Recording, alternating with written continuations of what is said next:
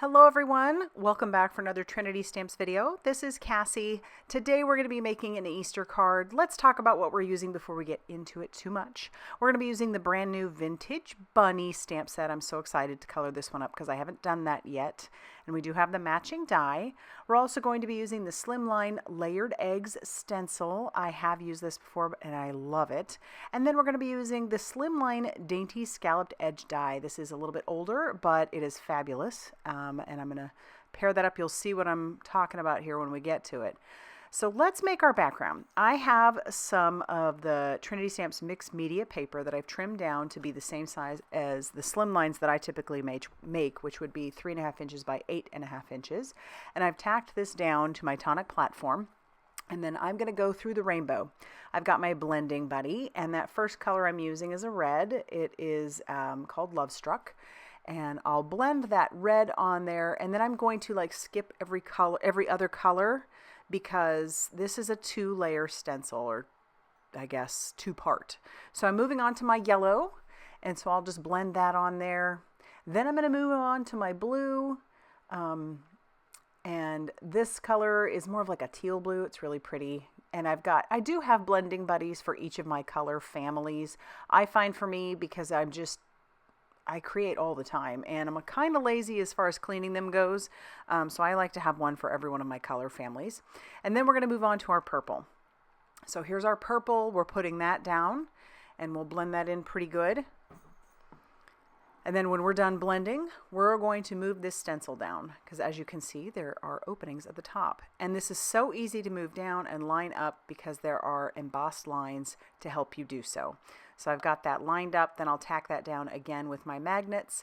And then I don't trust myself, so I am going to use a tiny bit of mint tape just to mask off the top. When I get to blending, sometimes I'm not paying attention to how far I go up. So there I'm bringing in an orange color, and I'll blend that up there, which it's a good thing I did put that mint tape down. That would have gone above the stencil. I'll move my tape over, and I'm going to move on to a green now. And I'll realize it here. And then I'll put that green down, and then our final color will be more of like a pinky purple type color. So we'll use that blending buddy for that one as well. And then when I pull this away, it just looks so good. I love the rainbow look of it. Oh, the anticipation, right? Pull that away, and look at those eggs all layered up like that. I'm going to spritz a tiny bit of water on there, get some big old droplets, let that sit for a bit, and then I will pick that water up, and then I'm going to let that dry. While that's drying, I am going to work on another piece of mixed media paper. I am blending on some more like a lime green, and I just want this on the edges because this is where I'm going to bring in that Slimline Dainty Scalloped Edge die. So like I said, I just need this on the edges. I don't need to do the full sheet. And I'm taking even from my tonic platform, just kind of grabbing some of that color as well. Now these two are two separate pieces, and they do, the way they die cut is actually really cool by themselves, but I'm going to put them together because I want a frame. And I have some more of that mint tape just kind of holding that in place. And then I'm going to run this through my die cutting machine, and there's the frame that I'm going to get. We'll use that later, but I'm going to go ahead now and watercolor our little bunny. I'm going to start out I'm watercoloring at 2 times the speed I normally would. We are going to bump that up to about 4 times the speed. And I'm actually using pretty much all the same colors that I did for my ink blending, except the color of our rabbit is a lighter brown. And I'm using just a water brush. I have taken that ink and I've just put it right onto my glass mat, and I'm picking that up with my water brush, and then once that kind of dries, I'll bring in some more of that color just to add a little bit of depth to our bunny. Then I've got a darker brown that I'm coloring the basket with, and just kind of trying to keep some of that light, some of it going a little bit darker. But like I said, when I am done and it's dry, I'll come back in with that same color just to add a little bit more dimension. So we're going to make his it's like a cute little tuxedo on a bunny. I think that's so cute. And we're going to bring in some darker color there. I love doing it, that teal blue. He's so cute. And then we'll bring in some pink for his bow tie, and then we'll dilute that quite a bit, and we'll use that same color for his vest and the inside of his jacket.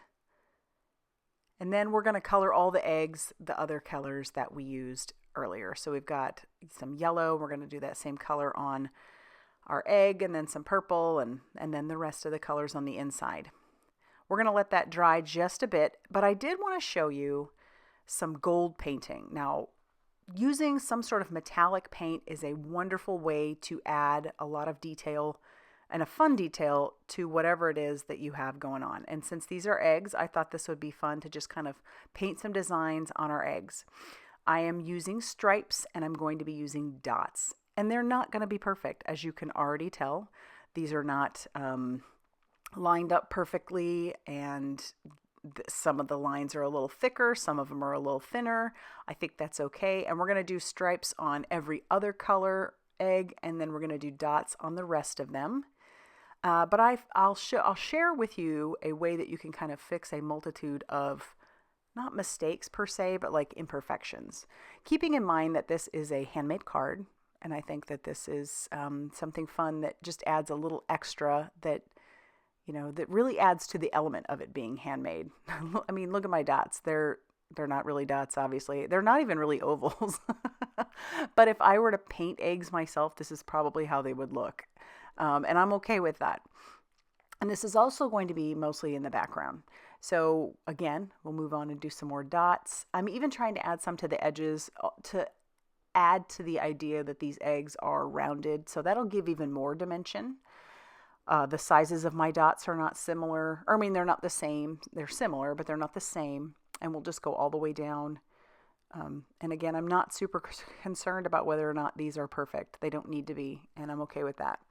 And then we'll finish up our dots, and then we're going to kind of let that dry before we do the next step that I wanted to share with you. So I want to put this frame down, and to do that, I also want it to have some dimension. So I'm going to bring in the foam adhesive strips that Trinity Stamps has recently come out with. I love these. I use them all the time. They're the perfect size. They work wonderfully on so many of the sentiments that Trinity Stamps carries. And I thought it would be perfect for this border. So we'll just peel off all of that release paper on the back of those. And then we're going to stick this down right on top of our eggs.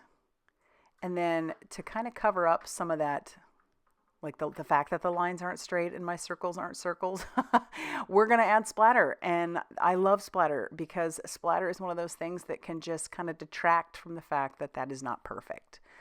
Once again, it's a background, so it doesn't need to be perfect, and your recipient's going to love it no matter what. And it's gold, so like I love it. So we'll clean up our mess. I should have probably used a splatter box, but instead now I just have to clean up the mess because I got splatters everywhere for sure.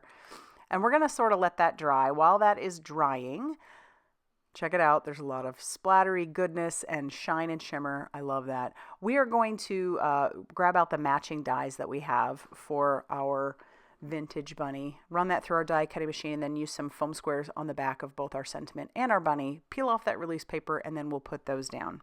And I don't think that I had mentioned it, but the gold splatter that I used, that is the Trinity palette. Now, it's not going to look the same in the store. I have the older palette. The newer palette is a little bit smaller, which makes it a little bit less expensive, which is nice.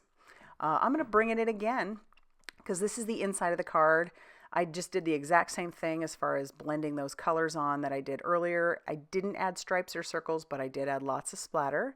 And that measured 7 inches by 8.5 inches and scored at 3.5 inches. So now our base is ready to receive our panel. And so I'm going to use some Crafty Gluefriend on the back of that, and then we can glue that down. You could go ahead and grab some embellishments. Some fun gold sequins would be really nice, but I'm going to leave this here just as is. I am so happy with how this turned out, and I hope you like it too.